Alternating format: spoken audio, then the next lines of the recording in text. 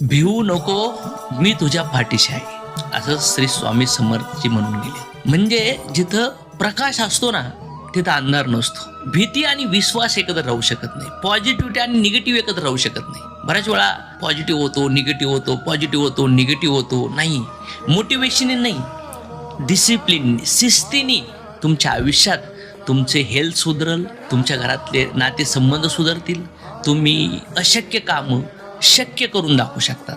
कारण की स्वामीच म्हणतात, अशक्य काम मी शक्य करून दाखवू शकतो. तू माझ्यावर भरोसा ठेव, माझ्यावर विश्वास ठेव. हे देवत्व, हे आत्मा, हे परमात्मा बाहेर नाही आहे, तुमच्याच आतमध्ये त्या क्वालिटी आहेत. ज्याची तुमच्याकडे प्रेम आहे, करुणा आहे, दया आहे, सॅक्रिफाईस आहे.